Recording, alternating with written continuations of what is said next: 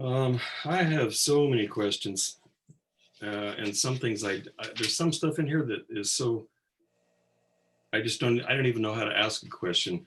I was telling Jackson one of my problems. I'm having a hard time keeping his vocabulary straight, because he's got the God and the Godhead, and then those three, I forgot what he calls them, potencies that are related to that, and then freedom and necessity.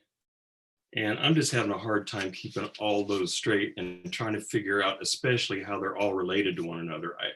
I'm always, whenever I'm reading, I'm trying to keep all those things and figure out how they're all connected, what he happens to be talking about at the moment. I'm just having a very hard time with that. But I've got some lots of questions, but one thing we could start with, maybe somebody, maybe this isn't a difficult one. I don't know. What's the difference between big B being and then, like, this actually, we talked about this a long time ago, but big B being and then little b beings, because you've got little b being and not being, and then you've got big B being. And then I think you've got, isn't there some aspect of God that transcends even big B being? Maybe not, or maybe is God. Anyway, I think, I think of things like the ground of being is not being itself, or I was trying to think of analogies. Excuse me. Like, I was looking out at this tree out my window, and I thought, if color was not just, I don't know, a word, or I don't know what. Anyway, I was thinking, if you had, if you have color, and then green is a color and red is a color, but color is not colored. A color, like the word color, is not colored, but you have to have that word in order to be able to talk about green and red and blue. I don't know. I mean, maybe there's nothing like that going on, but I'm trying to figure out some way to grasp this notion of big B being that somehow is a ground for these little b's. But anyway, that's just one of my questions. If you have something more interesting, that's fine. Okay, so the translator, he talks about his translation of some of these things towards the very end of the introduction. It's page 31 in Roman numerals, so XXXI. It's basically like the second to last page of the introduction. He talks about exactly what's going on with the lowercase being with an article in front of it, uppercase being. My PDF just went haywire, but and then the other one is that which has being. I think being, the capital B, is supposed to be that thing that like holds the tension between times, I think. But never mind, I don't know. My PDF just broke, and I have not gotten the book yet. Maybe this is the phrase you're thinking of. This is on that page, Roman numeral 31, that you were talking about.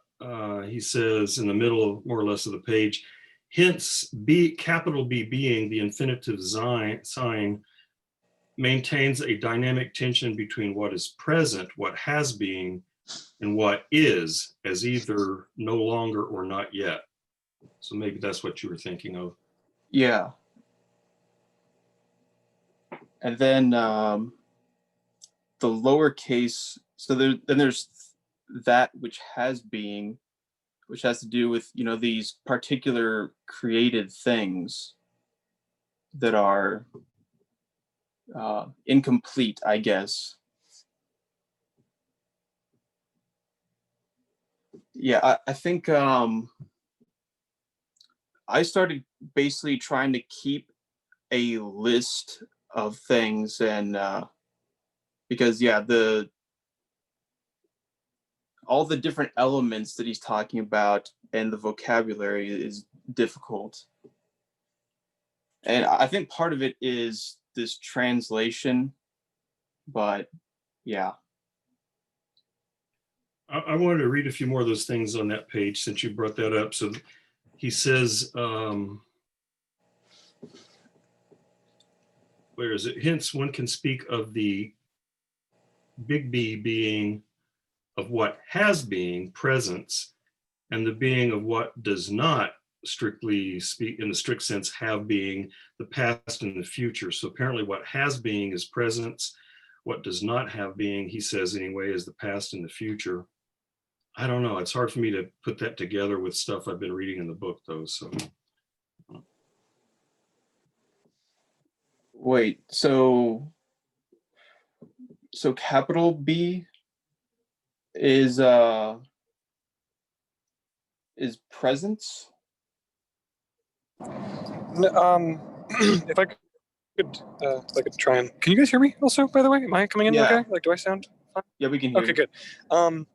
I think the best way that I've been able to figure out the difference between lowercase being and capital B being and having being is that I've only ever seen lowercase being by itself used once in the book. And I've seen uppercase being used in a very particular context in the book, and I've seen having being in a very particular context. And so having being, I think, is right, is like this presence. It's this, basically, I know this probably isn't exactly one-to-one, right? But the general rule of thumb that I've used is that the notion of having being is kind of connected to actuality or presence, presence within the space between potency 2 and potency 1. And I think that, okay, you know what, actually, I'm going to try something. Okay, I'm going to start my video, and then I'm going to, can you see this? Okay, this is a diagram that I drew of the potencies. Okay, so this is potency A3, A2, and A1. A1 is nature in the past and contraction, the negative force. This is affirmation, the eternal yes, A2, and they're all beneath A3, which is the tool of God, or the universal soul that keeps us in contact with the Godhead, and is the notion of unity in the initial potency. But I think that right here, in between the eternal no and the eternal yes, there's a space where that's something like matter, which is why I wrote matter question mark. And I think that here is where having being occurs, because I think that the idea exists here in a sense, or at least like the idea in presence exists, and the idea in presence is what has being, rather than like the thing itself. Because Jackson pointed out something very good. It was that God does not have being necessarily, but that he is being itself. And even this is like a Sartrean thing. Being itself does not have being. Things have being. You know what I mean? And the thing, at least, if we're not going to be naive realists, is like is just a concept, or is an idea in actuality.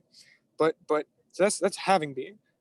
Big B being, I think, is an eternal, and this is a rule I heard once. Big B being is usually used to refer to eternal states in ontology, which means like potencies like these, like this and this and this. But what I think happened in Schelling's cosmology or whatever, like in his notion of concepts and primacy, there was this unprethinkable non-being, non-big B being, right? AKA a lowercase being, because we had to talk about it with something, like it be doing stuff, that sort of being, and it was the yearning, and it's this will towards being, this thought with a thinker in a sense, and this preceded, or it was kind of like the initial rumblings of negativity, or of a negative principle, and then once that, and it wasn't really a negative principle because there was nothing to really negate, and then as soon as the other principle showed up, right, as soon as a negative, as a positive principle appears, it becomes big B being. It and there's a notion here. This arrow indicates what this is doing to this and what this is doing to this. This like arrow and this. So like A3 is doing this to A2 and A2 is doing it to A1. They are like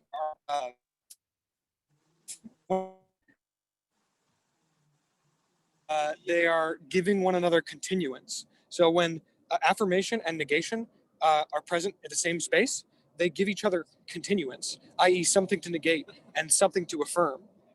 And therefore, they become eternal ontological states rather than just this sort of lowercase, it's kind of off the cuff being, And so there's those grades of being is like this. The only time I've seen like lowercase being without having being is like, unless it's like a hyphenated thing or like a semi hyphenated thing, like it's like a being there or something. It's being as this like stand-in for this like primordial concept. Then big B being is like the three potencies in what I would call, this is called like the road to God, according to Schelling. He calls this the road to God. And on this road to God, there's big B being. And then right here in this part is where we keep all of our things that have being.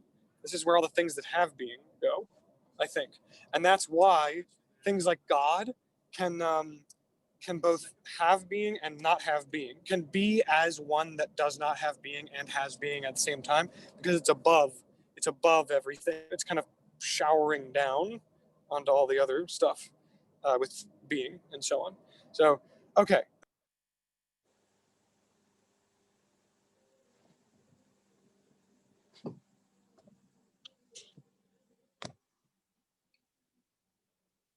That was a good explanation.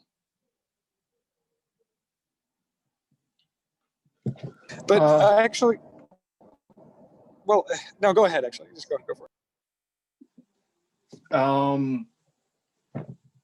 I don't really have anything to say. I was just saying that's a good explanation. Well, thank you. Okay, so I just kind of I had three questions coming into this seminar, and one of them was on page 27 about that thing where he talks about having being is neither having being nor not having being. But I think I kind of just answered my own question as I was talking, and so I had two other things that I'm kind of that I'm just a little bit shaky on. One of them is this notion on page 31. When he goes on page 31, he starts talking about this. He says, considered in its, he's talking about nature, and he describes nature as an abyss of the past. And just to be clear, I think that on that little diagram that I drew, nature is A1 or A prime. I guess it's just A actually. So nature is there at the bottom, and he says that nature is an abyss of the past, or a tendency to place things into darkness. We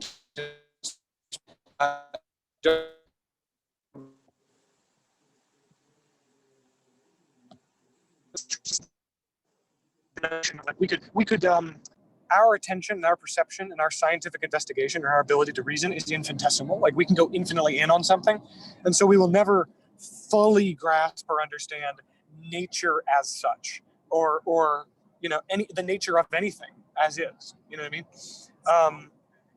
And when he's talking about that, like I get that thus far, but on page 31,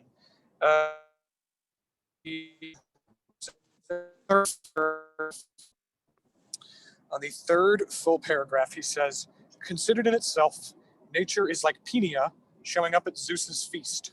From the outside, Peenia was the picture of poverty and extreme need. On the inside, she shut away divine plenitude, which she could not reveal until she had wed wealth, excess himself, that effusively and inexhaustibly garrulous being, A squared, or A2. And so, and then he says, even then, however, the child wrested from her womb appears under the form and, so to speak, press of that originary negation. It was the bastard child of need and excess. So I'm not really getting what I'm not really grasping what he's getting at. Like I don't really, because I'm recognizing it as like nature as this absolute no, and wealth in excess as this absolute yes. But then, like at the very end, he says, how the child wrested from her womb appears under the form and, so to speak, press of the originary negation. It was the bastard child of need and excess. And the only thing that I can think of when he says that is that it's like when he talks about the original move of negation allowing affirmation into being, or into I forget what the word is, but rather than a mutually exclusive relationship, an organic and mutually necessitating relationship or necessary relationship affirmation. And he says that when that happens, the first move is for negation. When it allows affirmation to exist, it totally it swathes affirmation. It envelops affirmation and negates all of affirmation. You know what I mean? At least he says that that's what happens. Is that there's this first potency kind of consumes and swathes and negates the second potency, and that is what I can imagine he's talking about or referring to when he says it appears under the form and, so to speak, press of that originary negation, and it was the bastard child of need and excess, which is just sort of this excess swallowed by a darkness that needs to be illuminated or activated, freed, made translucent by this highest principle of unity. But I or a more simple make sense. But that's my first problem. What is he talking about with that pedia thing? Because that's my answer. Is like maybe it's swathing. But Yeah. So that offspring is Eros. So in that footnote, he talks about the myth, and basically their child was Eros, which Schelling coordinates with A3. So he's under the press of negation because he's desire, which Deleuze would hate, but makes sense to me. So they talk about it as basically it's something because desire, of course this is obvious, but because desire, it has to lack something in order for it to have some kind of dynamic openness within it to actually make it something that actually propels desire itself, which Schelling talks about. But I think that's why they talk about it. I mean, it's kind of hard to tell because he's kind of like combining the myth and Schelling's ideas. So in the myth, at least, Eros is that offspring. So it's an illegitimate offspring, but still a potent one, I guess. So yeah. I might be wrong. Well, it also says that in that footnote that Eros is A3, like is that third potency, and that kind of, I don't know, from my understanding, it's like probably, I don't know, I feel like I can kind of relate to this kind of there's like some kind of more contradiction in Eros. He's kind of like Eros's poverty is the source of his wealth, it says. And Schelling claimed that all commencement lays in lack, the deepest potency, everything is hinged upon that which does not have being, and this is the hunger for being. So I don't know, there's some kind of sense that that there's some kind of combination of those two that exists in kind of like contradiction between them.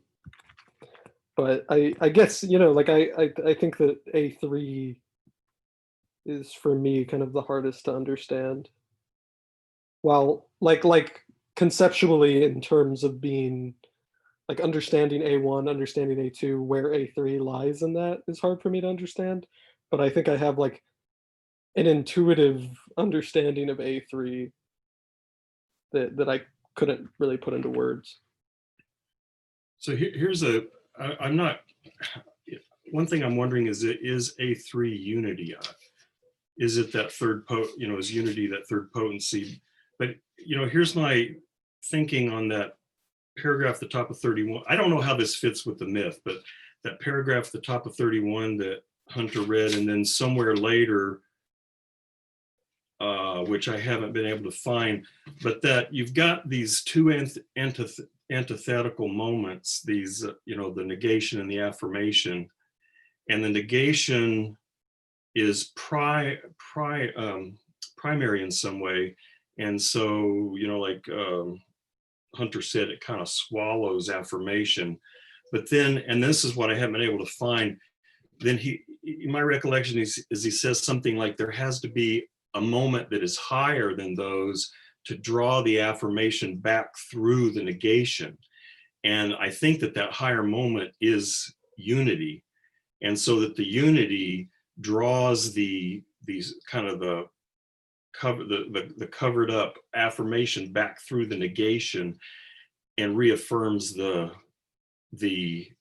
antithesis. Because when he said earlier, when he said there's these three moments, you've got the thesis and the antithesis, but you have to have something that opposes that opposition. And unity is that which opposes the opposition. And so, and then that Trinity is this constant, well, I mean, to put it in temporal terms, I still think it's this constant shifting of being like between those three, but I don't think it's really a temporal moment. I think it's just this kind of eternal thing that's always happening. But that I think it's the unity, which again is sort of, it's weird. It's like unity is dialectically opposed to the antithesis because the antithesis is in opposition and the unity is sort of anti-opposition. But so I have a little hard time wrapping all that around, or, my brain around that, but I think it is the unity that is the higher principle that draws the affirmation back out of the negation. And remember, he said, there's somewhere in there where he says there's this sort of, how do I want to put it? This stratification that occurs where you get these principles kind of stratifying, maybe kind of like the way, maybe this is the picture that Hunter was drawing.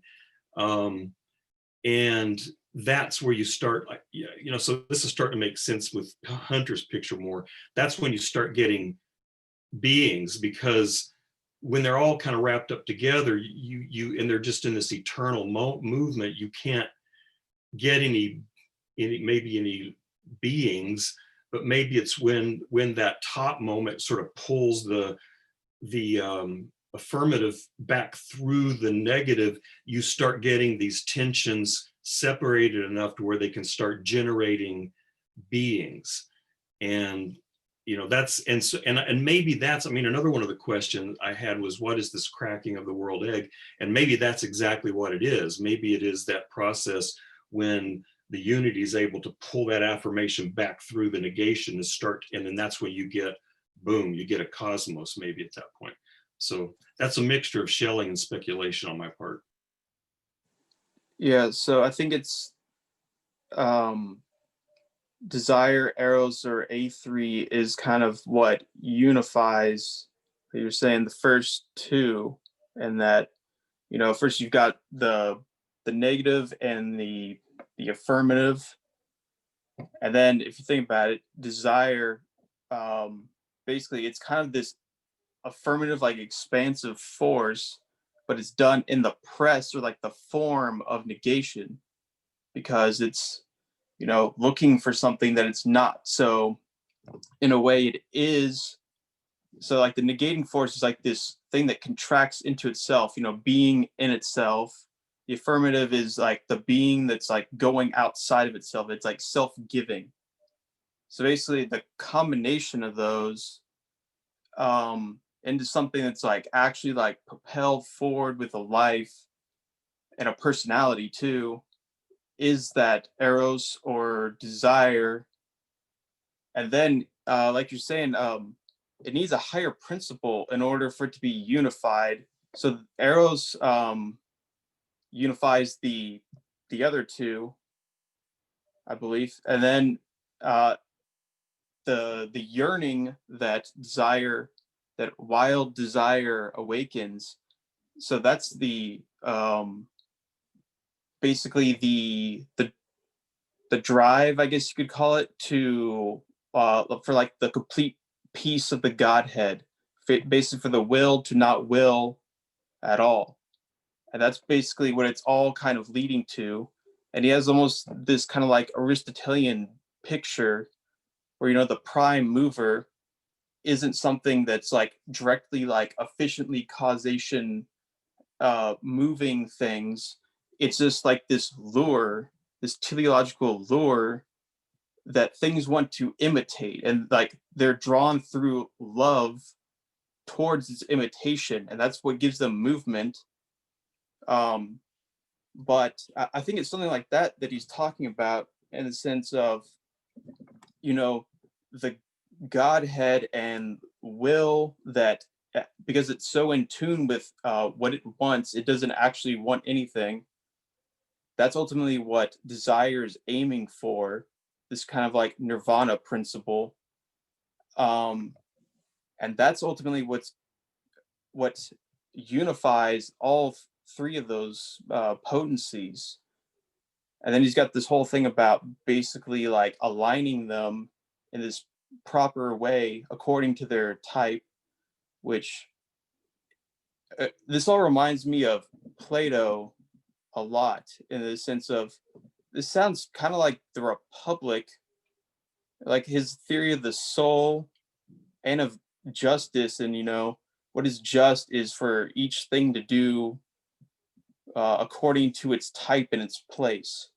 So basically, like, it operating on its proper level in concert with the other principles, that's what leads to this kind of like channeling of the divine spirit into being, into particularity and whatnot. At least I think that's kind of what's going on. So what is see, there was a couple of questions with what you said. So one is, I'm trying to figure out what the yearning, so is yearning and eros the same thing, or is the yearning, so I'm trying to figure out what the relationship between A2 and A3 is, and yearning and eros. So you guys said, based on that footnote, that A3 is eros, and is that the same thing as yearning? So is the unity also yearning? And then related to that is that point that you were talking about the sort of pure willing that doesn't will anything in particular. How is that related to yearning, eros, and A3? Yeah, so I think he has this idea about desire, which is this kind of like lowly thing that's directed towards specific objects, I think.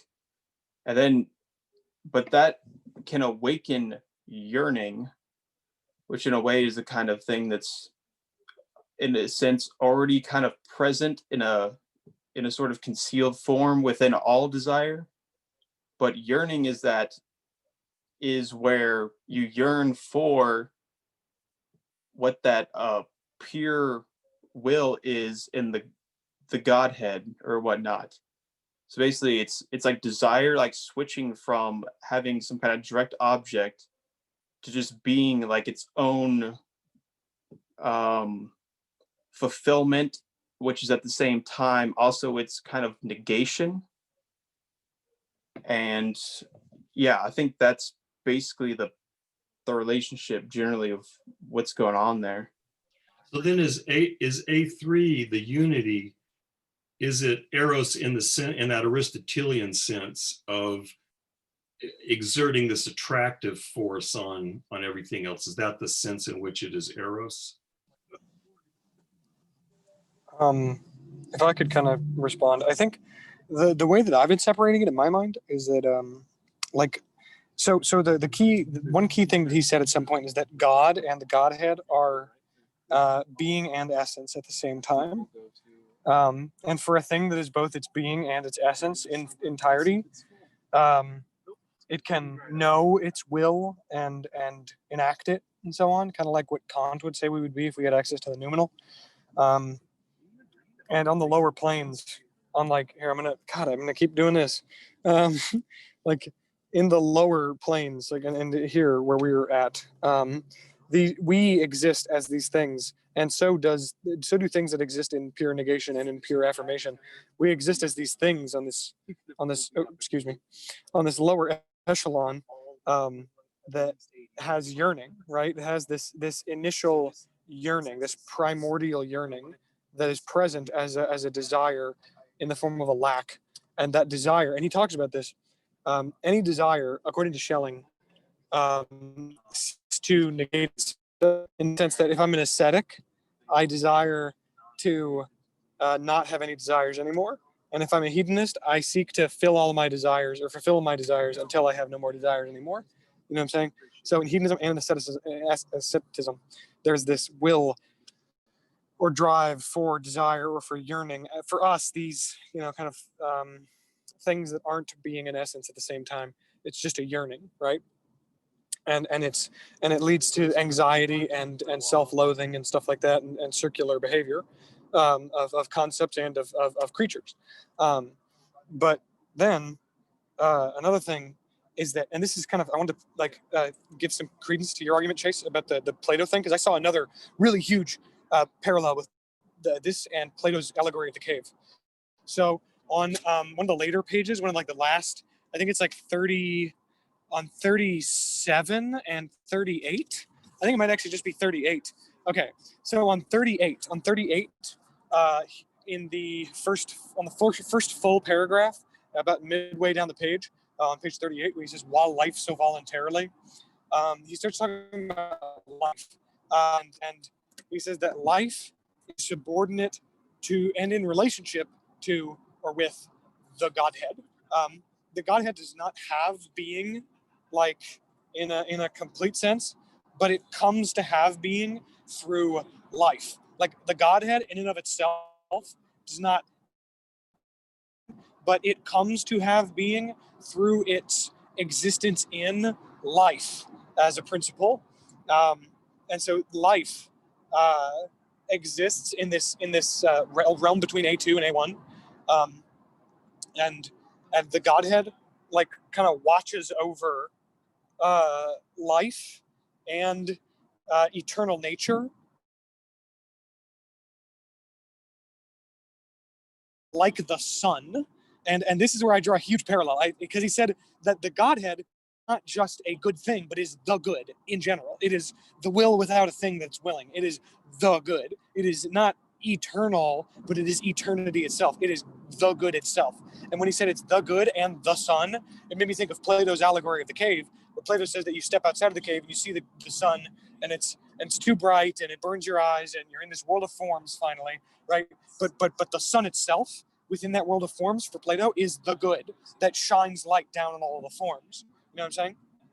And so it seems like Schelling's notion of the Godhead as the good and as the sun is really, really, really close to Plato's notion of the sun in the world of forms as the good, which shines light down on all of the forms. And my thing, right, is that it seems okay, so this is the answer. This is an answer to the question about the yearning versus eros or whatever. I don't know if eros is, I don't know, the specific relationship between eros as a concept in its entirety and what Schelling is calling A3, or the unity of A3 in its entirety. I don't know if those are completely one-to-one, exactly the same thing, or if they're just kind of like a parallel metaphorically. But my thing, or my belief right now, is that A3 or the Godhead watches over the life and the eternal nature that is found in A1 and the world of matter, or of something like matter, between A1 and A2. And this watching over Yeah, he doesn't like Neoplatonic amendment. Yeah, I agree with you, Nivet. And that kind of confuses me, but or it doesn't confuse me, but it leads to further questions. But so I think that the Godhead is connected to life, right? The Godhead has being. The Godhead has being with respect to these these objects of life and this eternal nature. And actually, on the very last sentence, he makes a really interesting point. The last sentence of that paragraph on page 38, sentence of the middle paragraph, he says, "Now the Godhead recognizes in nature its own eternal nature, and is from now on, albeit free with respect to nature and neither bound to it nor growing into it, nonetheless inseparable from it." So where that positions the Godhead is that it is independent from nature, the eternal nature, and life. It's independent from those things, right? But it is nonetheless inseparable from it. Although it is all like free with respect to nature and neither bound to it nor growing into it, it is nonetheless inseparable. And Schelling's definition of love is something that is independent, two things that are independent, right? But nonetheless inseparable. And therefore, the Godhead is in love with life and with eternal nature. You know what I'm saying? And so I don't know if that love is the exact same thing as like what we would call eros necessarily. I don't know that yet, but that is that love, that independence yet inseparability is what I think is the love present in the Godhead, or a thing that is both its being and its essence, that we cannot achieve necessarily because we are not both our being and our essence at the same time. And we are kind of stuck in desire and yearning and so on. And that's what I have to say. Yeah, so he talks about love as being, well, basically that it doesn't necessarily have being, that it's not something that in itself contains selfhood. It's basically like, he calls it something that's anti personality or something like that. It's basically the opposite, because it seems to be pretty similar to that affirming principle, and that it's something that's purely kind of ecstatic and giving and universal, and it's like that pure fire that he talks about that destroys all forms. And I think that's why in and of itself it doesn't have this kind of, particular being, this particular existence, and that's why it has to kind of unify itself with particularity and selfhood that rises out from the bottom, and then through that kind of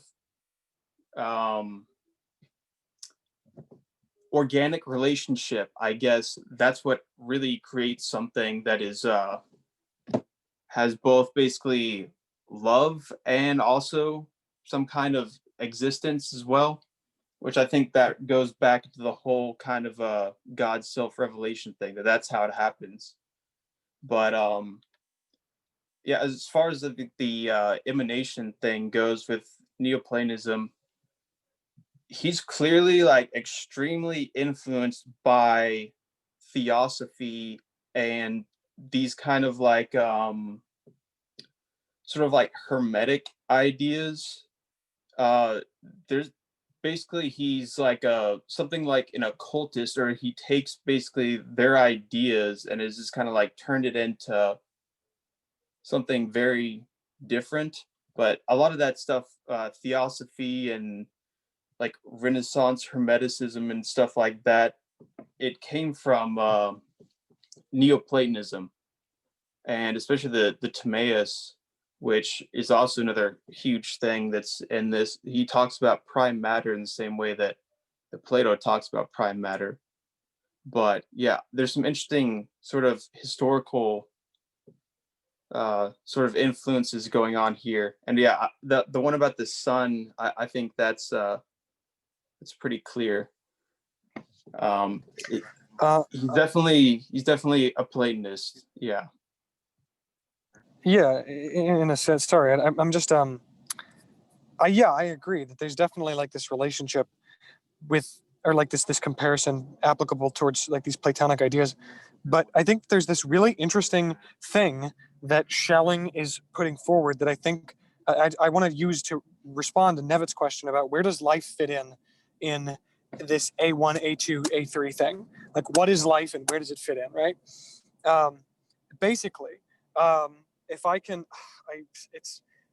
once my, by the way, just as an aside, once my phone battery dies, that's it. I'm out of here. But and it kills it a little bit to use my video, but I'm going to keep doing it for the sake of learning. So this negation, this A1, right? And there's the affirmation, A2.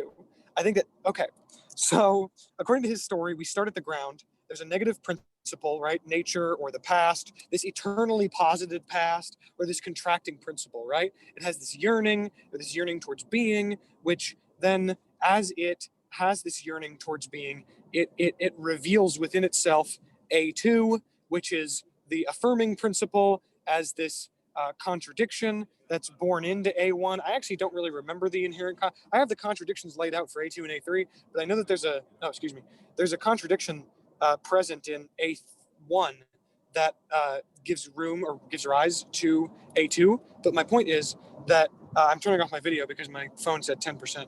I said that, what I was trying to say is that A1 and A2, right? There's this progression of the principal force, or the force of the principles, from A1 into A2, right? And they go from not only is A1 sort of this internal, I would say like permanent, like infinite contradictory circle of self-reference, like that it gets stuck in. It's stuck in a contradictory like catch-22 in itself. But with regard, or with reference to the presence of A2, it is given continuance and the ability to be free from its contradiction, which is why Schelling says that it does it. It's to be free from contradiction. And in doing so, in confronting A1 and A2, they enter into this new continuous state wherein A1 is permanently or infinitely, eternally negating A2, right? And through that, there is the presence of the Godhead and of God, right? I.e. A3, which kind of, like you said, Nevitt, shines sort of like a it's this thing above the other two principles, and it kind of shines a light through both of them, and it turns them both like transparent in a sense. It's kind of like you're dealing with a set of, I imagine them as like these discs made of like materials that change as they interact, where it's like A1 is like this dark solid, like, and he says that the form is round, and that's kind of, I guess, what got me thinking about. I don't know why he said round, but it reminded me of Borges when he talked about the circular thing, or all the spheres. Remember that? Or was it Borges? Either way. So I imagine it's like there's this dark, like solid disc, right? And then there's A2, or the spiritual world, and that's kind of like a transparent or maybe translucent colored disc that sits on top of A1. But all you can see when you look down on it is the color of A1. You can't see A2 because it's kind of translucent. It's this clear colored disc, right? Or just this like translucent colored disc. A3, when A3 comes in, it's this third disc that goes on top of them that transmorphs A1 into a completely clear disc. And so all that we can see is what is affirmed, which is the slight coloration of the middle disc of A2. There's like this slight coloration that doesn't pour into A3. It doesn't go back up, but it pours down from the light shining from A3 down into A1. And A1 and A2 create a space between them, or like, literally like a interaction between them, which is the place where there's a middle ground between pure contraction and pure expansion, and that's matter, or something like matter. And my point is that in this movement of concepts or of principles upward, in this from A1 to A2 to A3, I think that what Schelling describes, I forget where, but he describes almost this blockage that occurs repeatedly, these repeated blockages, like in A1, there's the blockage of its contradiction. In A2, there's the second contradiction of it, that it can't affirm without a negative, but it's not aware of the negative or its relationship to the negative without A3 as an illuminating principle.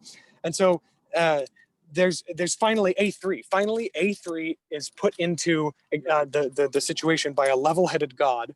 And the problem still is that A3, even in all of its glory and all of its power as unity, right?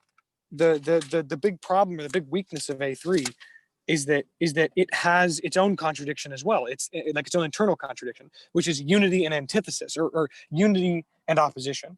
Because A3 is supposed to be unity, but unity is opposed to opposition eternally. And so even A3 needs help to dwell as a peaceful unity, to dwell freely outside the antithesis in its own purity as the quiet and peaceful unity. And so what I think he describes as having happened, I forget what page again, but I'm going to try to find it. He describes it as this movement up through these negations and through these contradictions until we finally reach the pinnacle of contradiction in the tool of God, or the universal soul itself. And when we're there, when we're contradicting ourselves there, we make contact with the Godhead, and the Godhead is like this eternal fire, right? And I feel like contradictions are like gunpowder, and the Godhead in this like contradiction. Yeah, thank you. The universal soul is on 37. Thank you so much. These contradictions connecting to the Godhead eventually cause a spark or an explosion, like a spontaneous combustion that essentially happens. So there's blockages followed by an explosion or a spontaneous combustion of the eternal fire of the Godhead, and a resetting of being, or all orders of being, like a phoenix rising from the ashes, right? And what is basically happening, right, in this like second go around, this new attempt at all these things expressing themselves, co-eternally, outside of this realm of like imminent eternal contradiction, in some sort of stratification. There's a space that's found between A2 and A1. And in answer to your question, Nevitt, what is life? Life is personality, right? So I think personality comes from the Godhead. You have A1 and A2, and that's just a bunch of gobbledygook. That's just a bunch of hogwash, slamming against itself that has no personality or individuation or consciousness or will.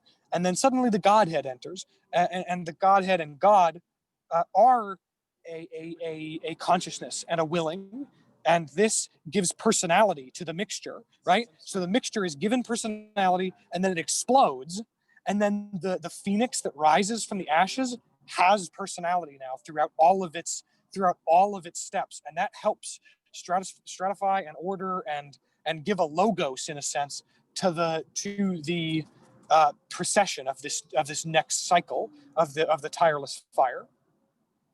And this personality, I think, is present in that space between the first two colored discs, the first two discs. It's matter. This something like matter, this space between contraction and expansion, is given personality, and that's what life is for Schelling. I think is personality in matter. You know what I'm saying? I think that it's just personality we given matter, in a sense, and that personality in matter is the presence of the Godhead giving being, or being given being through life. And I think that the personality that's present in life connects it to the very Godhead that is, or I guess to God, in a sense, that is present above it. And that's what I'm going to say for now. And then next time I'm talking, I'm going to try and respond to your next thing you said, Nevitt. I was just gonna say, I've been kind of reading these footnotes about the world egg and Pina and Poros, and I just there's one line where it describes in the world egg thing. It says that Eros is a symbol of time for Schelling. So it might be unclear whether A3 is Eros, or maybe Eros is some sort of metaphor or particular kind of aspect of A3. but he does describe it as time, and then also in the the myth thing with Pinya and Poros, he describes it as like a lack, like an essential lack, as being neither mortal nor immortal, neither ignorant nor wise, neither destitute nor rich. Anything he finds his way to always slips away. And so to me, like that is kind of like a conception of being unified. Like there is a unity. Like for me, negation is clear. Like you are negating something. Nature is kind of this clearer thing. You have affirmation, which is pretty clear. They have two goals, you know, like Pina being this god of poverty is trying to attain wealth. And Poros being a god of wealth is just like kind of living in this eternal not doing anything and taking naps and living in excess. So they have kind of these clear goals, but when you unify them both and you have both poverty and wealth, you have this kind of lack, this I have both of these things and I still feel empty, like I don't know what to do. And so to me, like that's kind of the closest we can get to God, because we will never be in that unity. We can only kind of try and understand that unity and then realize that we're not that unity. I don't know if that makes any sense, but that's kind of my conception of it. And also kind of recognizing it as time, as some kind of unifying thing that will never end and never kind of satisfy us. So it's this thing that's close to God, but it's also not, it's not a pathway to God. We can never reach God through it. But yeah, I don't think that I necessarily know where we are in that, other than I think that we can kind of move through them, and that they all kind of exist in each other in different ways. But that there's kind of, I think that there is a personality and life within all three of those, and us trying to kind of move through them is this never-ending dealing with time. Does that make sense? Yeah, I really like what you're saying there about like Eros being like a particular dimension or aspect or iteration of the God, of the love of God. To answer your question, Nevitt, here's my conception of it, and to kind of confront what you're saying as well, Travis, at the same time. I think that God and the Godhead. I think that the Godhead is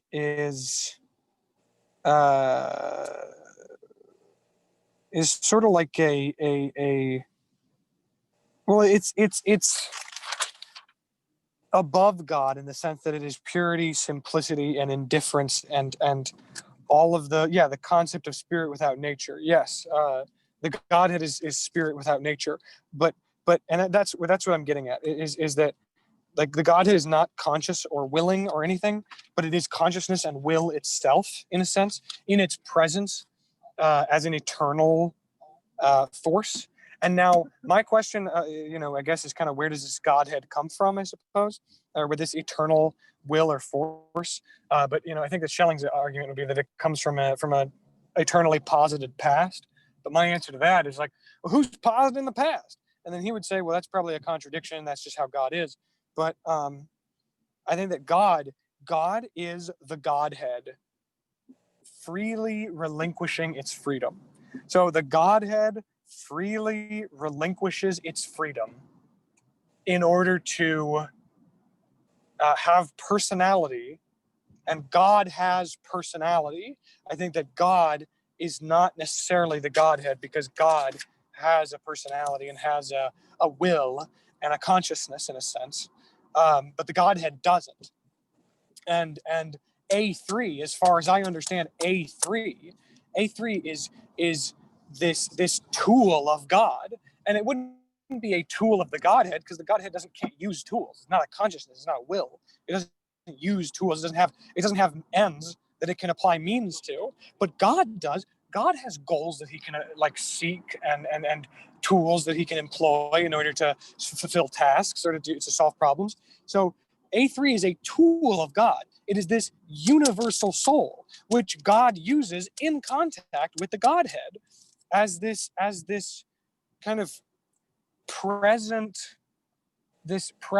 force or potency of unity, which is the nature of the Godhead. It is the Godhead's own unity, in a sense, being present as a potency, which is a tool for God in the presence of the, or not in the presence, but like in relation to these other potencies and this question of matter and life. And I think that God is what is loving life and creativity and humanity, or whatever, reason or spirit, development. I think that God is the thing that's doing the loving, right? But I think that love is a feature of the Godhead, in a sense. And that's kind of what that is serious. That probably made less sense than what we had before, but yeah. Yeah, so I think one of the things is, at least kind of the image that I'm getting of it, is almost like by putting, A1, A2, and A3 together in this correct sort of proportion, it's like setting up a receiver of something like a satellite receiver, something like that, where you can get some kind of transmission from the Godhead. It's kind of like so the Godhead is that aspect that where he really goes into that apophatic, negative theology kind of stuff, that it's, neither being nor non-being necessarily. But then he differentiates that from the actual living God, which seems to be something that can actually go and deal with being, or with what has being, as actual things. And I think that's where, so I think the biggest thing to understand is that A3 is kind of like this sort of medial point where you can contact basically the like universal aspect of the Godhead, or God, or I'm not sure exactly which would be at that point. Probably God.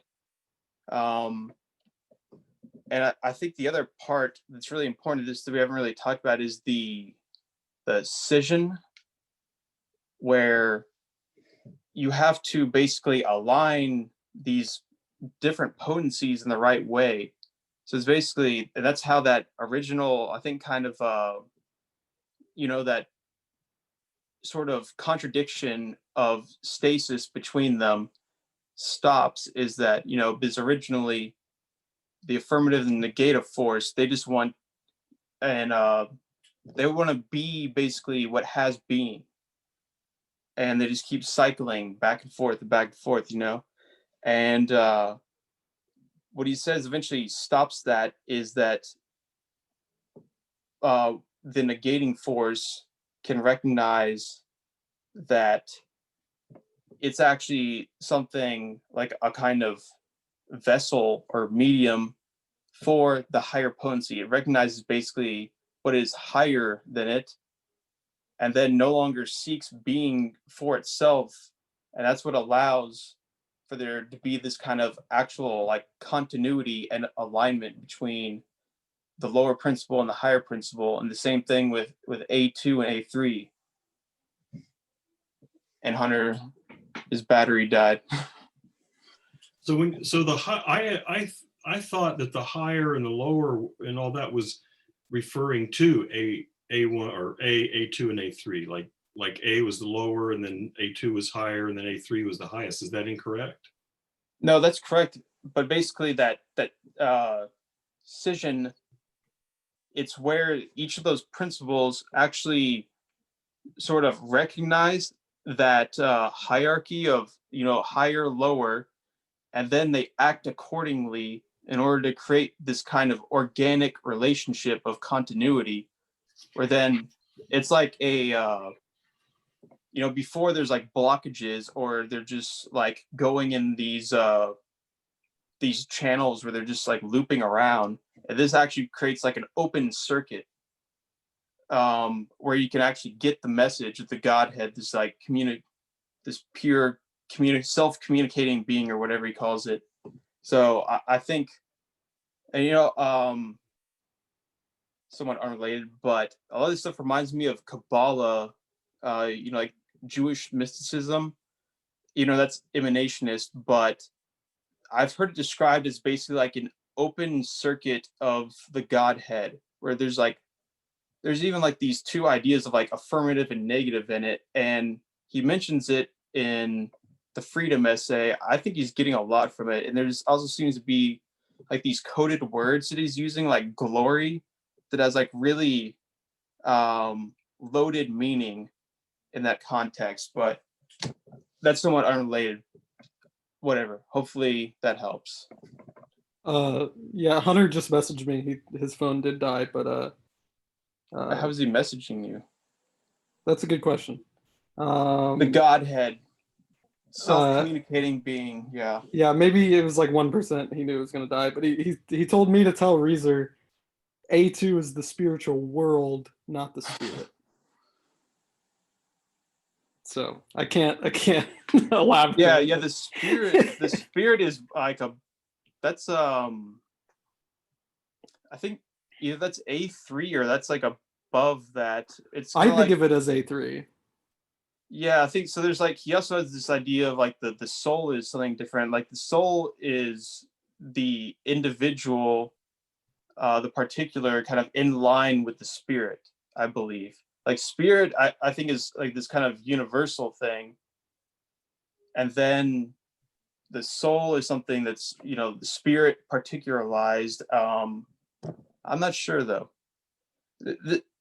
It's like these things are so kind of abstract that when you try to like apply them to something in any way different from their terminology, it's very difficult. But yeah, the spirit world, sure.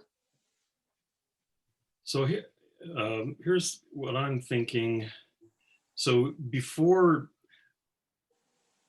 again, this is all provisional because I'm not sure, but before this cracking of the world egg, like Chase was saying, you have these three principles just kind of churning in among themselves.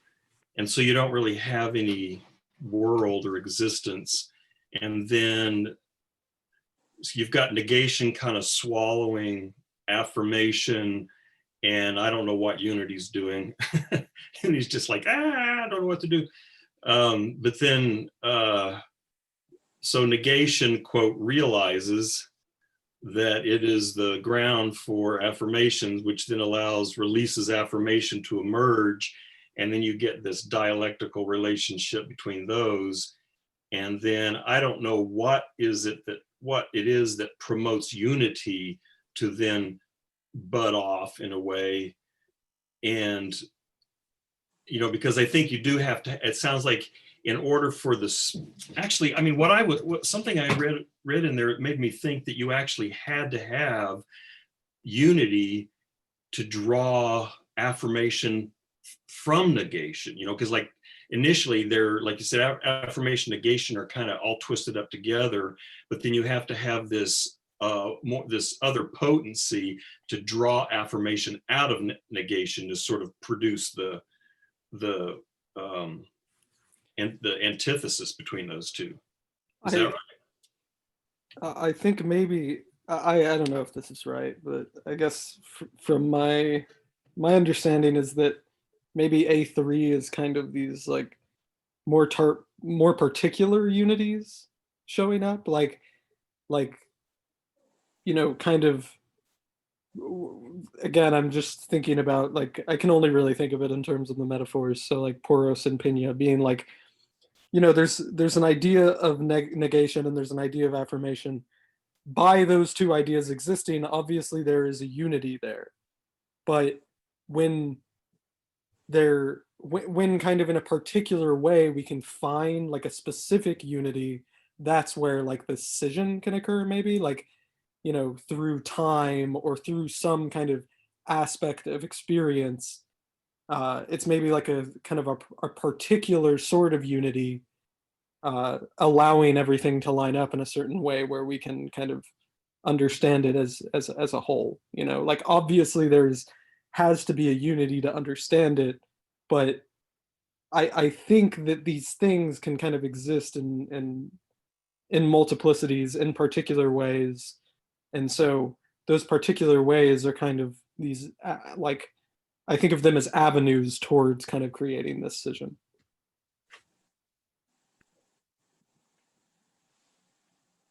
Hmm.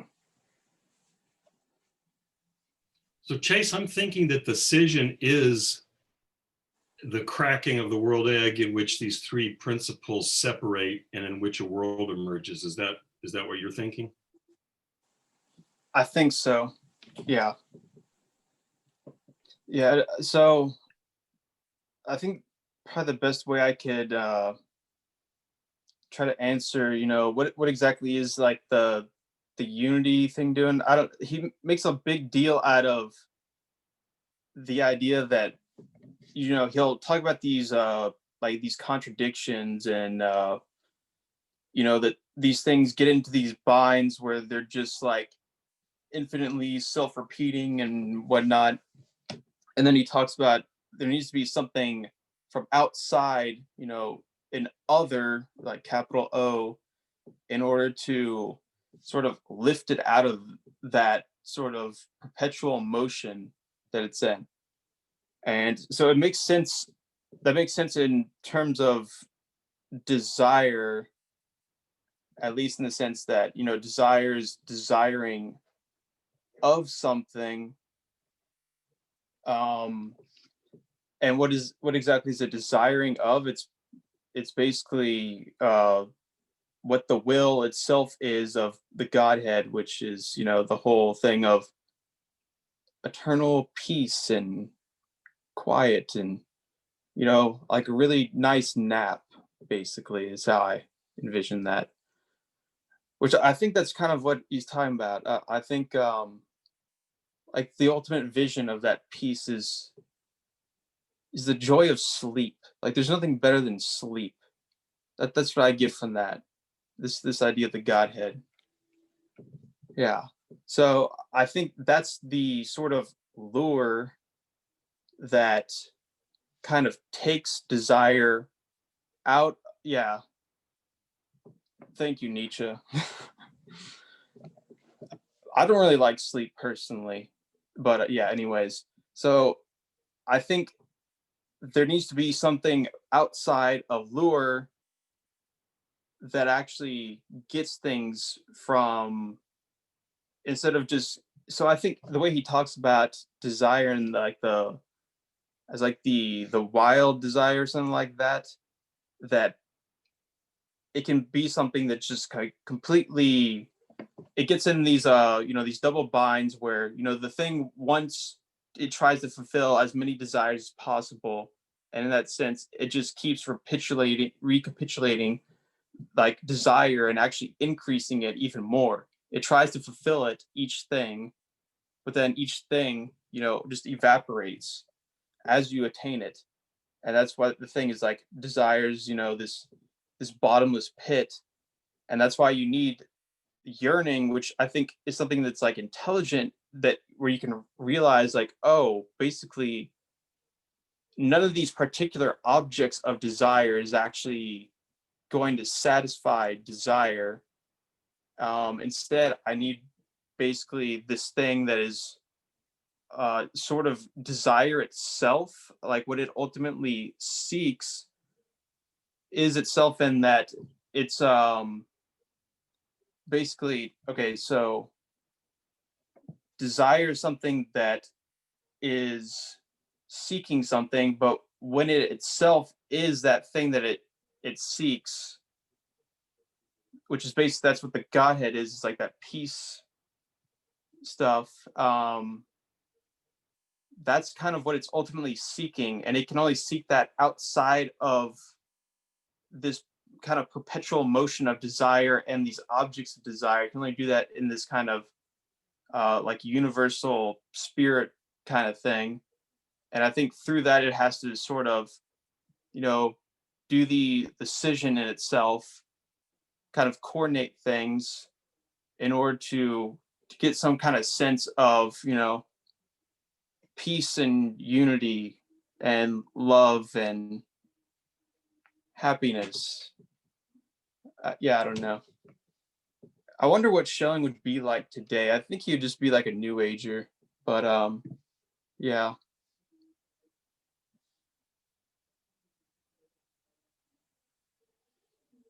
I'm done.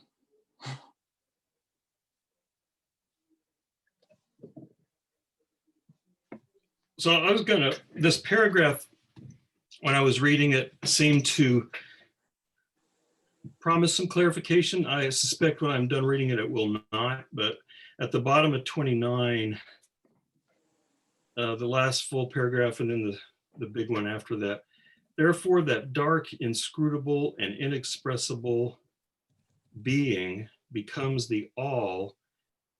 So, you know, he's it's like the all, he says in the previous sentence, therefore the blind necessary being which strove to be the one and which nonetheless could not be it is debased to the all. So it you know, the all is sort of a degradation of this primal unity, I guess, or primal oneness. Therefore the dark, inscrutable, and inexpressible being becomes the all in a subjugation and scission that does not happen once for all, but in a moment that is eternally always and is still happening. So I guess that's again, that sort of atemporal process. But in order to speak of particulars, the highest potency of eternal nature, what within it is free and akin to spirit, A3. So there, you know, like you guys were saying that the A3 was the spirit, is elevated to the immediate subject of the pure Godhead. So you know, again, I don't understand what the Godhead is in relation to these things. But the other two potencies, which equally were primordial beings, and I'm assuming that's the negation and affirmation, become only a condition and, so to speak, the way to this highest potency, to the A3, which I'm thinking is also unity and spirit. And in as much we're something distinct from the highest, though they're sinking, and through their sinking, and because the higher climbs up, they take root in their freedom and their independence as the foundation, and, so to speak, prime matter of everything distinct from the divine subject as the refuge and place to live for creatures away from eternity, as what is eternally in the middle between God and created beings. And you know, without thinking about it much, that makes me think of Hunter's you know, thing about created things being stuck in the middle of A1 and A2. On the other hand, they take root as the divine exterior, as what is first visible of God, as that glory and magnificence with which the divine subject and immediately the invisible Godhead itself first cover itself from creatures. So there, you know, the divine subject, it sounds that he identifies that as A3, which he's also identified as spirit, which I think he's also identified as unity. So is it's also the substratum, he also calls it. And so is the divine subject there, is that God? No, so that's okay, at least the way I see it is like that would be a human person sort of way of being a outlet for God. It's basically, the way I see it is, it's kind of like, you know, like a self-emptying of particularity to a certain extent of, at least in that negating sense, where it's all about like self-containment. But I think it's more so so the subject thing is basically like he talks about the etymology, like literally like standing under. I think it's more so that that's like this particular sort of outlet that can serve as God's way of basically being in the world. Because God, the Godhead, or I'm not sure which, okay, basically the Godhead can't just simply fly into being as the Godhead because it's so ethereal and universal and, you know, beyond dichotomies of this or that. It can't do that. The only way it can do that is by basically it has to create these sort of outlets in the world that sort of come about through their own volition in a certain extent, and then it's kind of like meet them in the middle so that it can be it, the Godhead can be in the world, and also those particular things can kind of open themselves up to the spiritual simultaneously, so it kind of fits together like that. And that's why, so I think he talks about, you know, the divine subject is basically that divine aspect of the human that's, it's a something potential, I would say, in everyone. I think Schelling would say that, but you have to do this scission in order to align it properly, which is, okay, in the Republic, you know, it's like the reason has to be the controlling force, which has to be over the spirit, which has, or the will, you know, and that has to be over the body. So I think it's something like that where it's like, okay, these three have to be aligned where the highest is in the proper proportion and whatnot. And that's what gives you this sort of open circuit to the spiritual. And then that's the divine subject, is that spiritual aspect in you that can actually attain that, because it's no longer, you know, something focused just on direct objects and desire or whatnot. It's something open towards the universal love or spirit itself. All right, Yeah, my cat's making noise, so I think I don't know if this fits in with what you're saying, honestly. I don't know anything about Plato, so, but I was kind of saying something earlier about how, like, I think that the spirit, this A3, this Godhead, whatever you want to call it, is kind of our, it's like a lack in us that we want to fulfill, but we can only fulfill it by becoming the one, like becoming God, essentially. It's like our desire to be like a God, because that would kind of fulfill this infinite lack inside of us. Because if we were a God, then that lack would be fulfilled by kind of every, like, the entire world getting meaning from us, you know, and that kind of fulfills this internal lack that we have. And so since we can't become the one, unity is like the next best thing. It's like the best thing we can do. We can become all. We can become everything that the world is, that fulfills this God, so that we are kind of like basically the closest thing to God. Since the world, the unity, the all fulfills God, we can be that which fulfills God and be the closest to God that we can. So unity is kind of this, like, it's almost like a compromise in my mind. It's like the best thing that we can do. And then, like, and so, yeah, I don't really understand the scission from that, but I think that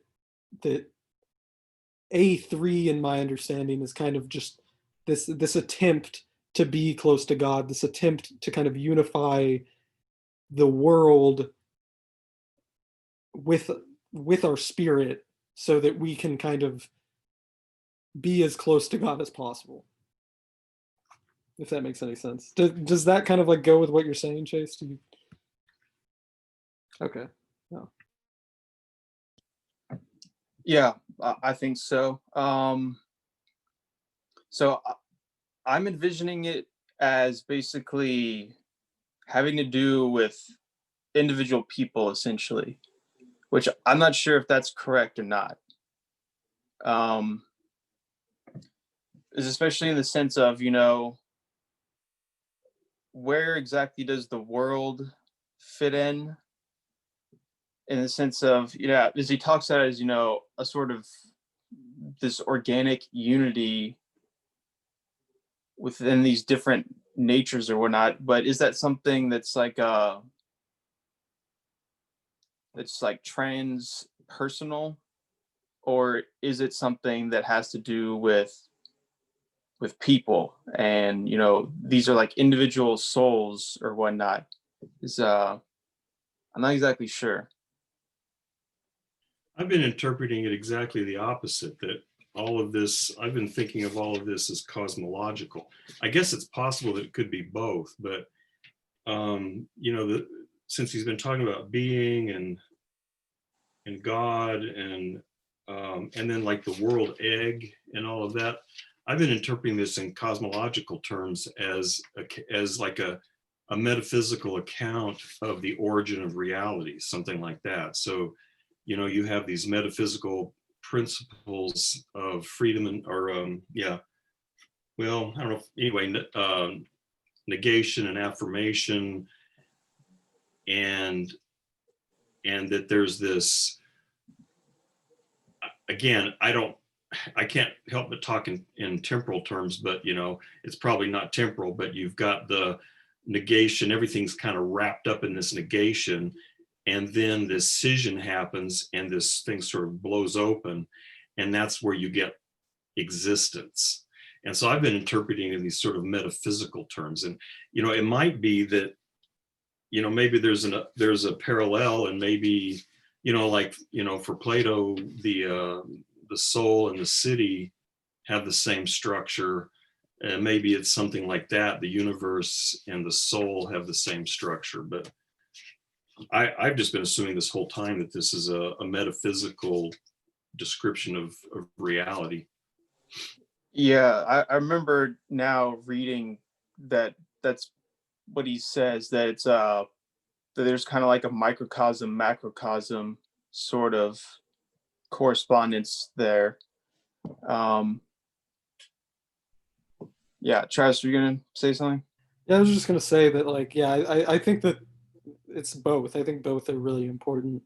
I think that, like, in the same way that time is this eternal thing, but we have moments of it that are also eternal, constantly happening, like Schelling says. I think that, like, the individual is just kind of like a moment of this kind of eternal experience, which is the world.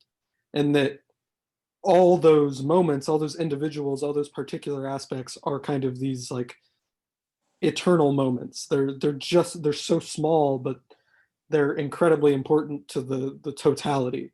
And that, yes, like, this is about the universe, but I think it's really hard to talk about these things as kind of universal things. I think, like, for me, my kind of I'm inclined towards thinking of it in an individual way just to wrap my head around it, while conceiving it as a bigger kind of universal thing, and relating kind of this individual experience of wanting to be God, of kind of having the spirit, like, yearning towards God and having this lack, as being kind of an individual experience, but also being kind of like, yeah, like this cosmological thing. It's kind of, I guess it's what makes us related to the cosmology of it all.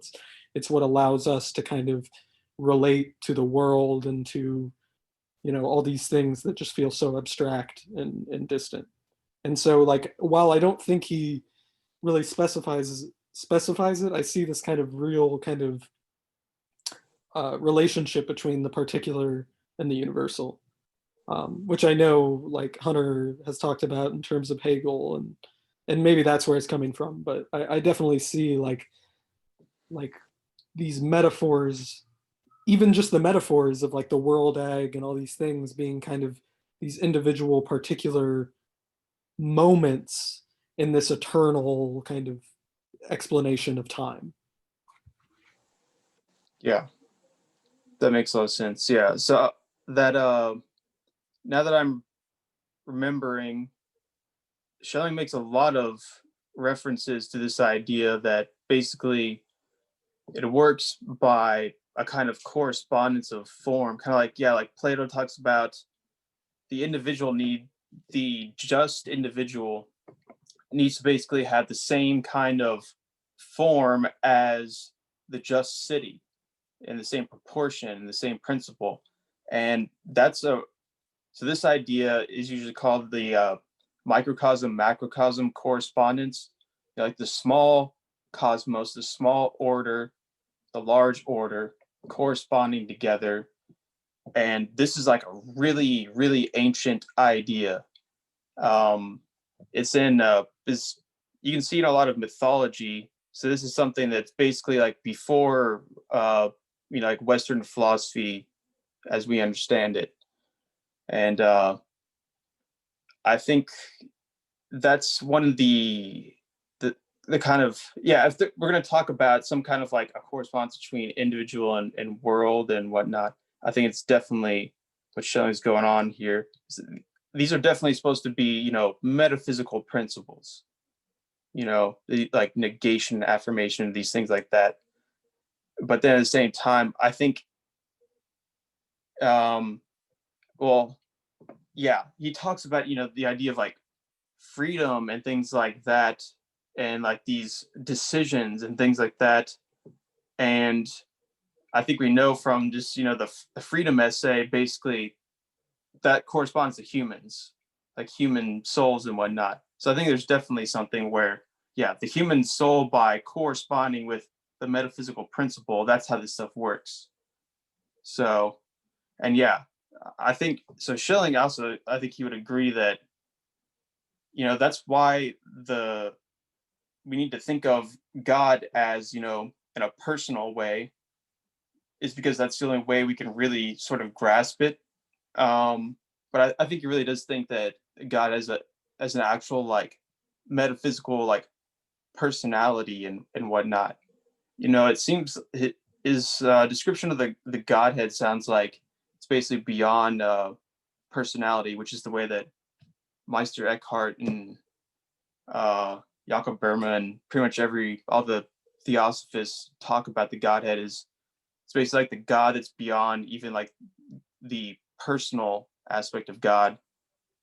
But Schelling definitely seems to want both in a sense. And I think that maybe that's the difference between the Godhead and the actual living God, as he calls it, which I think it's going to be more in line with, personality and something like a particular type of being, maybe.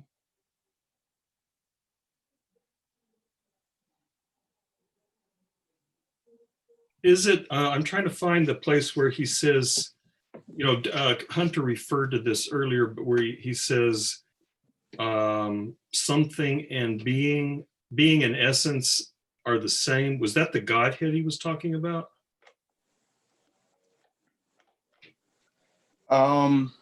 Like a big B being. Because, like he was I like, think, go ahead. yeah, so being an essence, so there was that one thing where he is talking about the Godhead, and he makes the point that, the things that have being, beings are not being with a capital B. Mm-hmm. Which, this is, of course, a lot like Heidegger, the ontological distinction, the difference between beings or entities and then, grand being itself. That's the way I see, but I think he also makes the case by like referring to that, what does he call, like the ancient doctrines, which it sounds basically just like Aristotle. But Yeah, that's where he makes that case. Is like basically that sort of universal form of the idea sound for the Platonic. That isn't actually any one particular thing of it. That's part of the reason why he says that the Godhead, you know, is being in a sense, or like is good itself, but doesn't have being. Doesn't, the Godhead, it's not that the Godhead is good, but that the Godhead is goodness itself. But yeah, that is the copula. I think this is the same case that Heidegger kind of makes. Is he'll say stuff like, what is it, like the being, like, it's not that being is time, but like being like temporalized or something. Never mind. I'm not going to get into Heidegger jargon, but yeah. So I found that, yeah, Alex, exactly. That's where I was looking, is on page 26. The little paragraph in the middle where he starts off talking about the ontological proof. Then second sentence, since the concept of having being includes a differentiation from being in it, a distinction that is denied in regard to the Godhead, and according to the ancient saying, what is being itself has no being. God, see, this is confusing because then he uses the word God right after that, and I don't know, is he talking about actually the God that's different from the Godhead, or is he talking about, is he just being sloppy there? I don't know. But I guess one question, I mean, maybe this isn't the place to ask this question, but this is like asking this to Heidegger and to Schelling and all these people. I don't understand really why you have to have a ground of being, big B being, in order for there to be beings. Why can't there just be beings? Why do you have to have like an ontological ground for the possibility of being in order for there to be beings? Why can't there just simply be beings? I've never really understood that. I mean, he seems to take it as obvious, and maybe I'm just missing something, but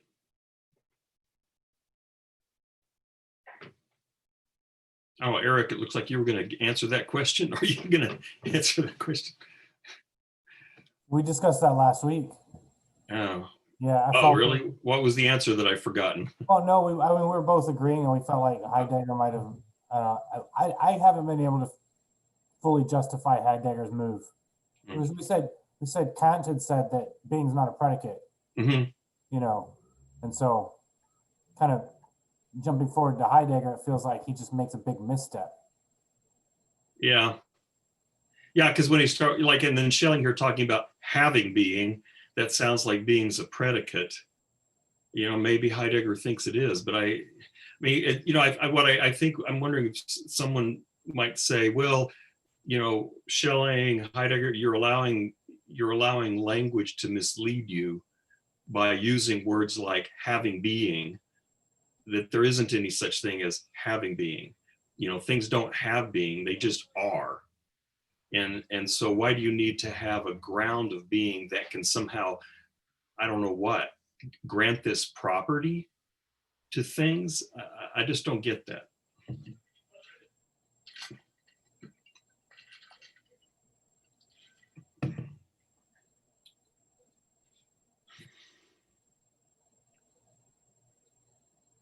Well, we still have 15 minutes. Are we just exhausted? I'm gonna reach a little bit, just percent to what we were just talking about. There's that, the Leibnizian question: why is there something rather than nothing? And so maybe this ground of being, or what Schelling's employing and what Heidegger later employs, is supposed to be some kind of concept or way of helping us mediate and figure out some kind of answer to why is there something rather than nothing. Yeah, I had a instructor years ago at St. John's College that said that was what Heidegger was trying to do, is answer that question, why is there something rather than nothing?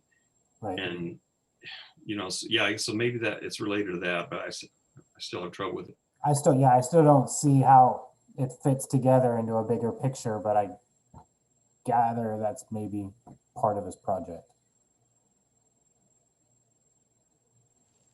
Okay, I just came back. I don't know. There's the plumbing in my house is like going haywire, but anyways, I just came back. You guys are talking about So why what, is what I there was something asking and not is, nothing?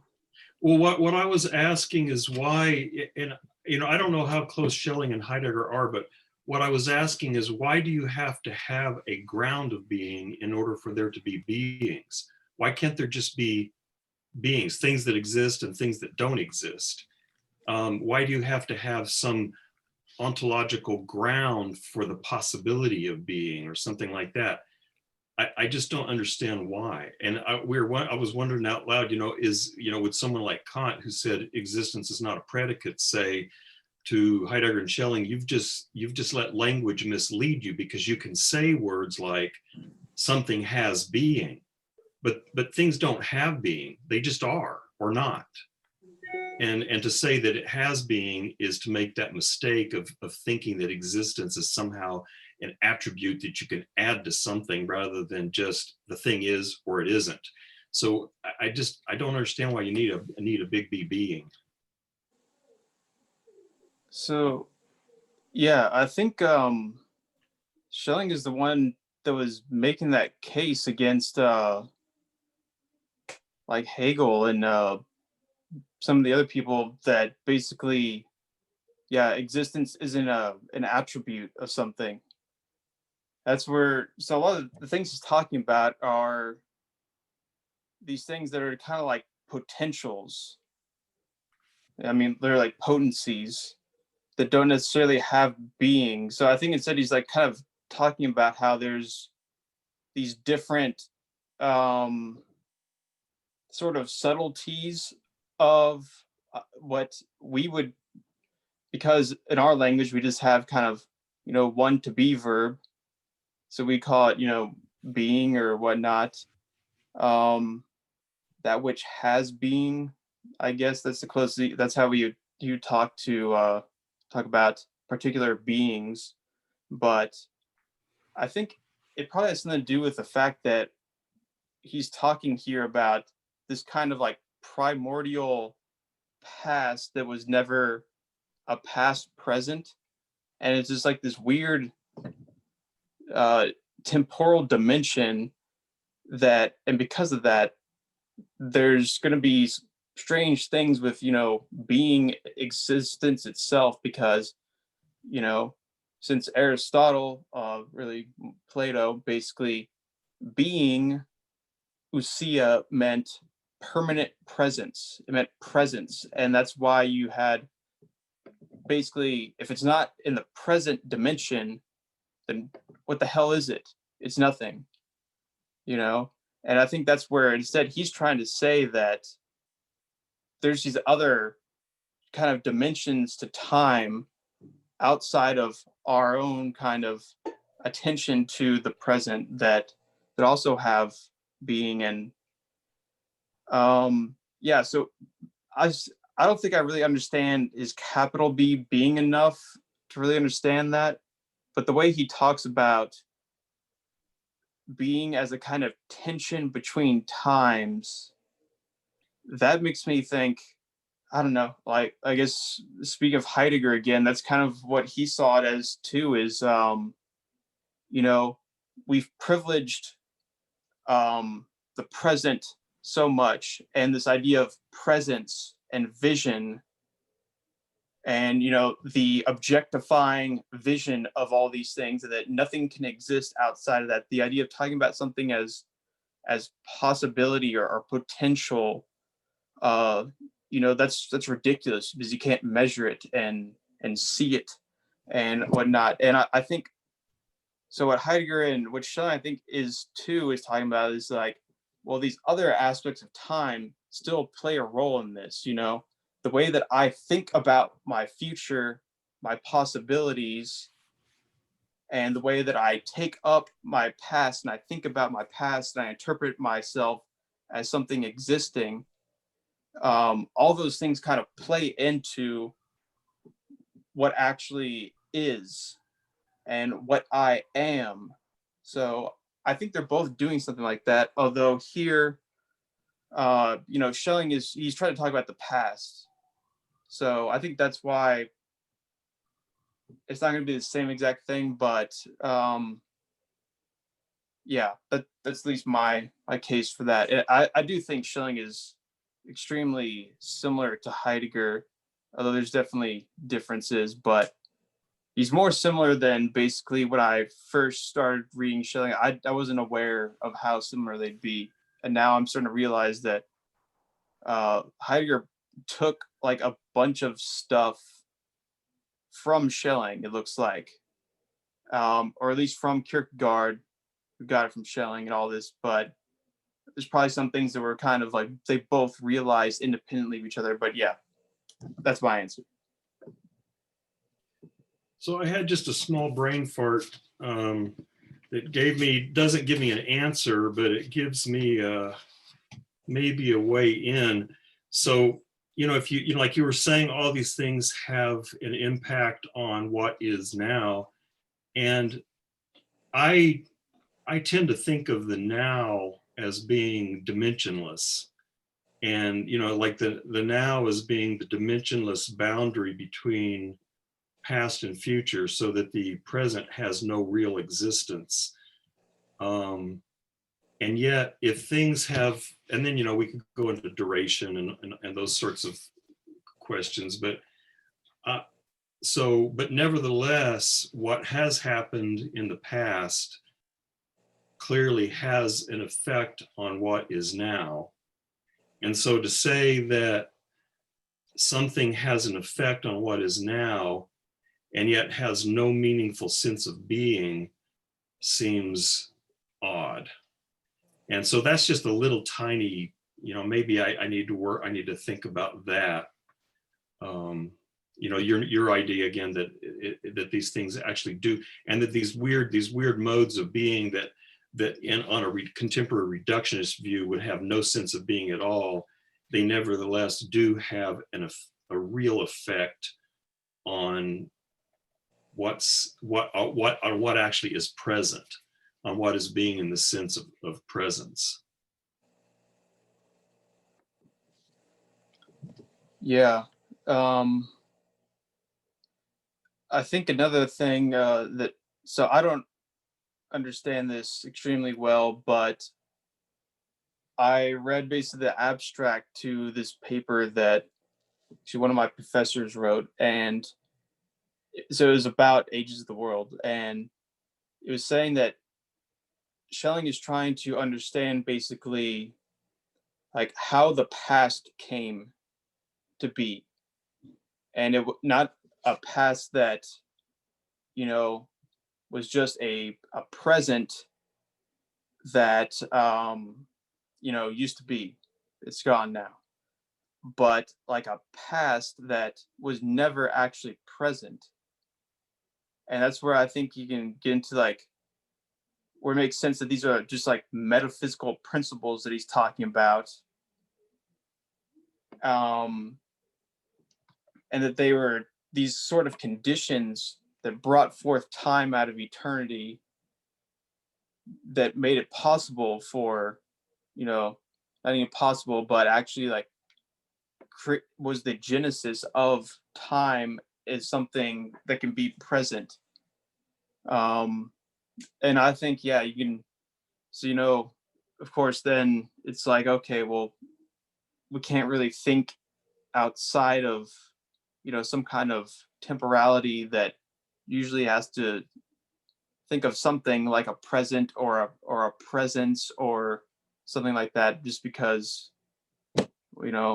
we're these like monkey bodies that like have to eat food, and we have to basically hunt things now or in a way that can relate to now. But yeah, I guess that gets into Bergson, but yeah. Duration.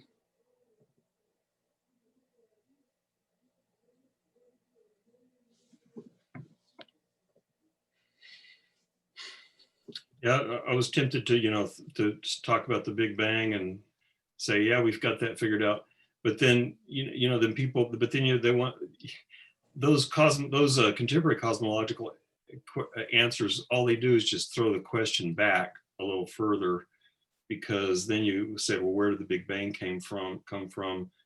And then, now there's these, I don't understand these theories at all, but these theories about the, membranes, these brains that are like these trans-dimensional somethings that are wavering around, and some who knows what.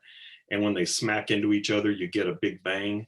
And so they're like, okay, well, now we know where the Big Bang came from. But then, of course, you got to ask, where's the metaverse membrane thing come from? Yeah, I think that's why, Schelling is basically trying to talk about that. It's like, any kind of like origin, think of like, okay, well, where does it all go to? Or like, if you ask why, endlessly, where does it all go back to? Eventually for most people it'll go like, well, the Big Bang, and like, well, why? Eventually you just have to like throw your hands up. I think in the same way. And then if you ask a Christian, like God, well, why God? Why is there God? Where did God come from? What's the ground of God? What are the ontological conditions that bring all these things about? What is the actual ground of reality that makes it possible? And not even just possible, but what is the actual that would make it actually be, as in like the genesis of this condition of God? What exactly brought that about? What kind of universe or transmembrane dimensional thing are we in where it can bring forth this God that we can then put all these whys back to, but then ultimately say, why is that? I think Schelling's basically trying to like do that by saying like, okay, there's like this endless past that's always still like beginning. It's always beginning because it's like this other dimensionality of time in a sense, where it's like it's always beginning, it's always ending. So it's kind of like something, I guess, in like spatial temporal dimensions, which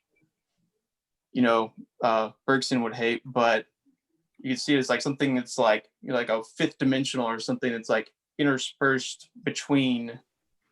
within like the regular dimensions of time, where it's something that's ongoing. So I think he's trying to explain something like that, of like, where'd the Big Bang come from? Where did God come from? Like something like that. By trying to talk about like this like alternative idea of time. Yeah, and I mean, I haven't read enough, and if I do, I probably won't understand it. But I'm not sure you would even have to have that worry about temporality, because, if my, poor understanding of Schelling is at all correct, maybe he's saying that there is this primordial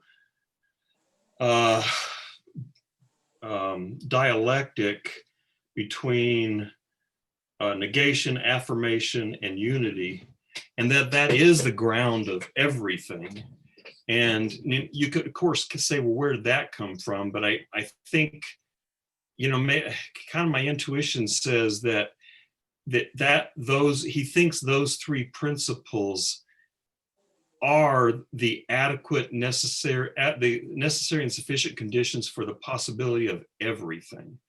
And so that if you're going to find an ultimate ground, you've got to somehow get down to the necessary and sufficient conditions for the possibility of anything at all. And that maybe that's what that fundamental thesis, antithesis, unity is. And then that, like you said, is sort of the, I think, atemporal metaphysical engine that is producing all that is.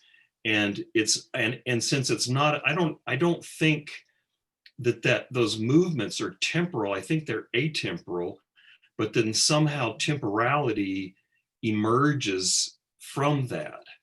And so I think, that maybe this is Schelling's answer to why is there anything, is because there is the ground for the possibility of there being anything at all is this sort of trifecta at the ground of things. Yeah, so I think he's definitely wants to bring time into it. Is it, one way of, I've heard someone describe this as it's like a genealogy of time, and it seems to be like that's what he's trying to explain. I just think it's like an unorthodox kind of dimension of time that he's talking about, but that's also because it's something like a sort of eternity that sort of refracts into time in a more normal sense. I think it's something like that, and that's where he talks about the moment as something like that, where, so I think he mentioned it just in passing. He like used the words moment, and it seemed like that's what he was talking about, but didn't go into detail about it yet. Yeah, so I'm wondering if maybe, so maybe that these three principles, these three moments, they're what I mean by atemporal is he says they're eternally beginning and eternally ending. So it's not temporal in the sense of a linear time frame, but like maybe that movement is eternity, and that moment is the birthplace of time the way we experience it. Because I think one of the things that I can't remember if it was from this book or if it was from the previous book, but one of the things he's concerned about in previous philosophies is that they threaten an absolute stasis. That if you don't have some kind of contradiction at the very core of existence, then you will never have any kind of dynamism at all. You'll just have absolute stasis. And he mentioned several cases where he thinks, if you go this way, you're just going to get stuck there and you're never going to get anything. And so I'm thinking that this contradiction is what sort of the prime generator of reality. And because it has a contradiction at its very core, that contradiction is the dynamo that generates all possible dynamisms, including what we experience as time. So I guess you could say that eternity is the kind of time wrapped up in that little, dialectical contradiction. That makes a lot of sense. Yeah, that's the way I kind of see in the sense of basically, like, if I was going to say, there's some kind of like ultimate conditions, that make something rather than nothing, it had to be some kind of like some sort of like inherent paradox or something. But I think especially in terms of, like his idea of God, the biggest thing I can see is that, so, his idea of the Godhead is this thing that's, beyond all these things. It can't be disturbed and all these things. It doesn't want to do anything because it has everything, but not, depends how you, say has, of course, but yet at the same time, it still seems like it's something that wants to come into existence. It wants to do something. So that's the way, and that very last line of the section where he's basically talking about like God basically becomes like enmeshed in the world. It almost sounds like Whitehead, but I think maybe that, I'm not sure about Schelling, if Schelling would say this, but at least I would say this, that if there's some kind of God idea, then these ideas of God that's like this thing that's totally just out there, and it wants nothing to do with what's going on in this imminent domain, then why the hell is this here?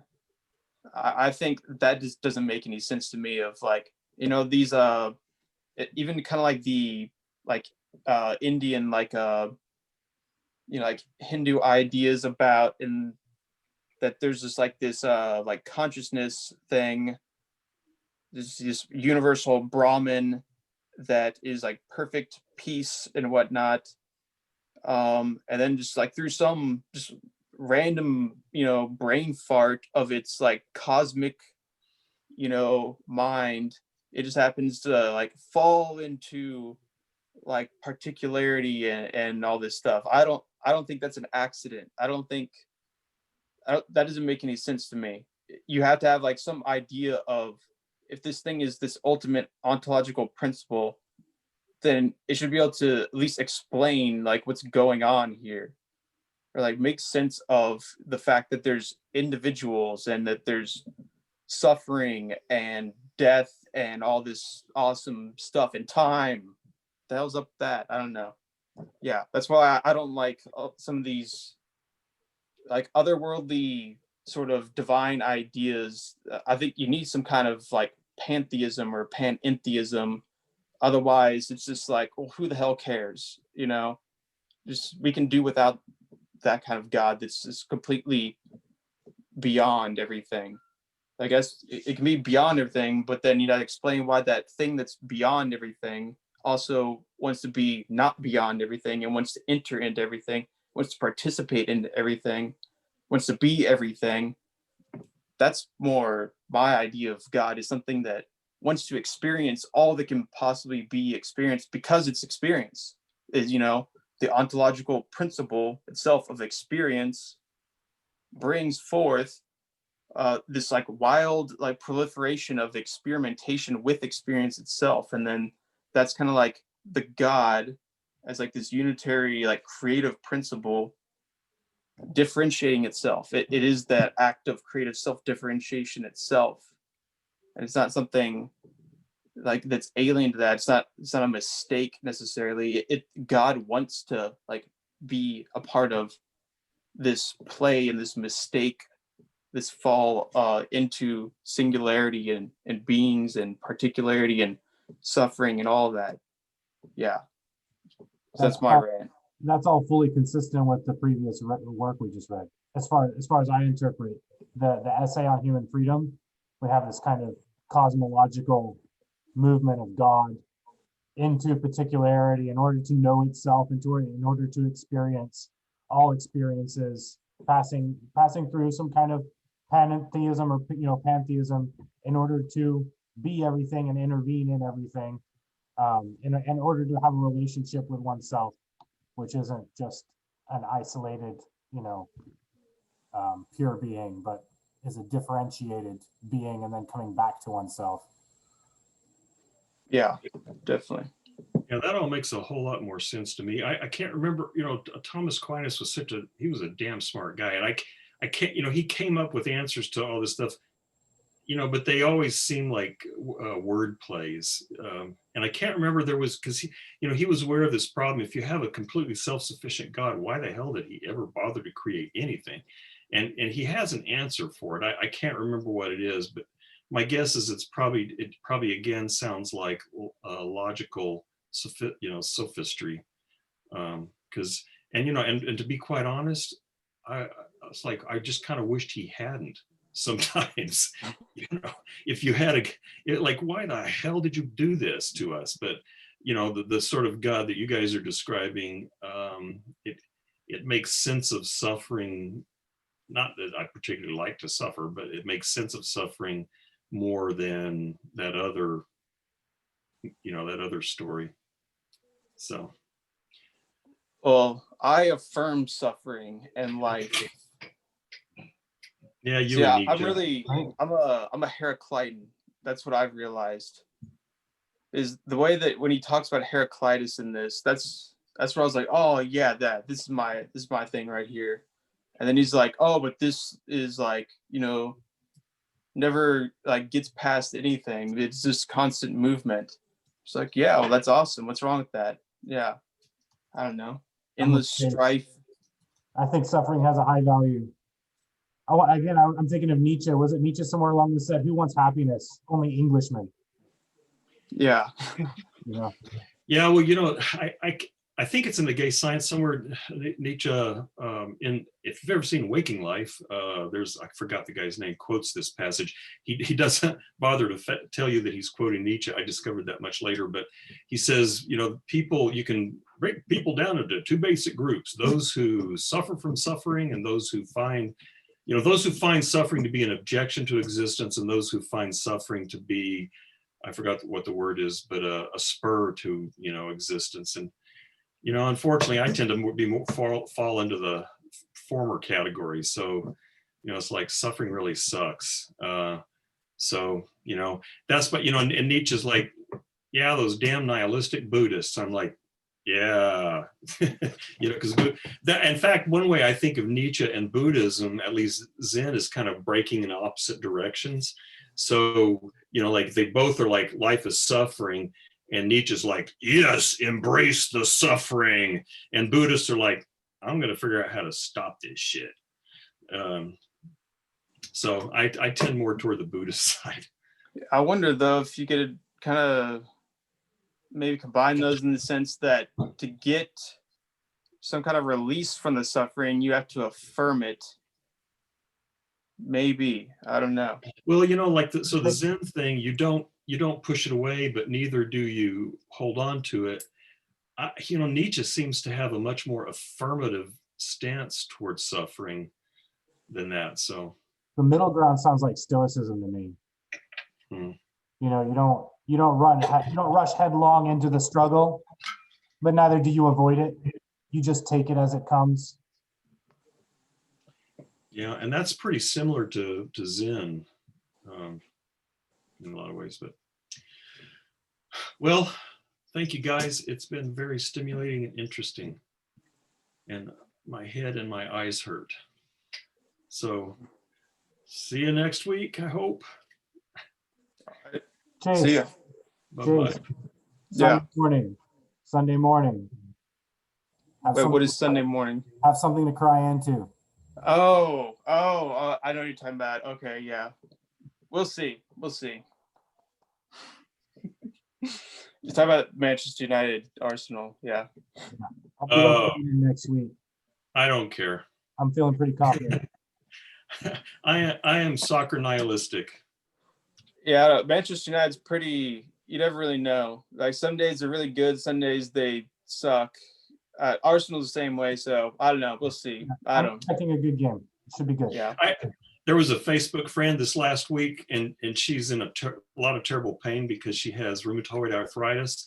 And she was like saying this stuff on Facebook, like, I'm just going to end this all and all this. And I was trying to ask her these questions, and all of a sudden she just went, baseball, in all caps. And I was like, what the hell is that?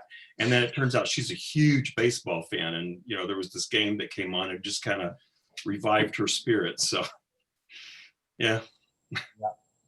Yeah, it's basically like collective identities that we can maybe inauthentically sort of join with. I don't know. Right. Well, I'm very authentic. I do say it's irrational. I know it's fully irrational when I commit myself to it. But yeah. So I mean, it's like a leap of faith that I took a long time ago. And sometimes you just need to fuck rationality. That's just yeah. Absolutely. Agreed. Okay. See you guys later. See ya.